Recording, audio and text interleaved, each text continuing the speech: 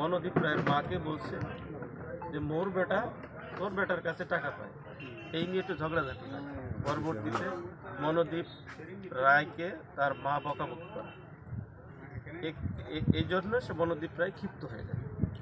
গত সোমবার তাকে ডেকে নিয়ে আসে, ওদের ফোনে কথা হয়, এই জায়গায় তারা উভয়ে আসে রাত আনুমানিক 9টার দিকে। আর এখানে আসে এই যে কেন বলে দিল পরিবারকে, এটি নিয়ে ওদের ভিতরে কথা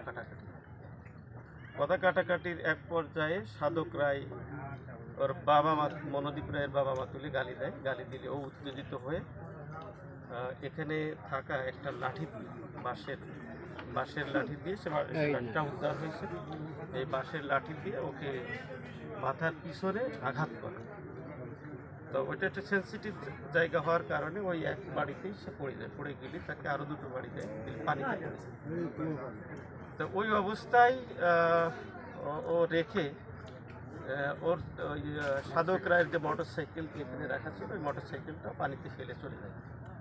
পরবর্তীতে সোমবার, মঙ্গলবার, বুধবার সকালবেলায় এখানে একজন লোক তাকে দেখতে পায়, লাশ হিসেবে তাকে দেখতে পায়। তখন আমাদের নলেজে আসে, আমরা তখন খোঁজাখুঁজি করি যে কে এই ঘটনা ঘটাইতে পারে। আমাদের তথ্যে আসে যে মনোদীপ রায় এই কাজটা করছে। তো ইতিপূর্বে যেটা বলছি, এটা মনোদীপকে ধরার পরে আমরা তার কাছ থেকে শুনেছি এইভাবে তাকে, এই কারণে তাকে মারে। তো আমরা ঠাকুরগাঁ থেকে তাকে নিয়ে আসি, এনে তার স্বীকারোক্তি মতে, তার দেখানো মতে আমরা এখানে দিওতে আসি। ঘটনাটা সে এখানে বলছে আপনাদের সামনে, এবং মোটর সাইকেলটা তার দেখানো মতে সেখান থেকে আমরা উদ্ধার করি। এটি হচ্ছে বিস্তারিত।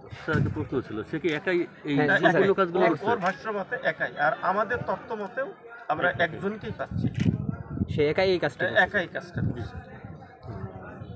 মানে তার ভাষ্য মতে আমাদের এ পর্যন্ত তদন্ত, যদি আরও থাকে আমাদের তথ্যে আসে বা তার স্বীকারোক্তিতে আসে, সেটা পরে দেখা যাবে।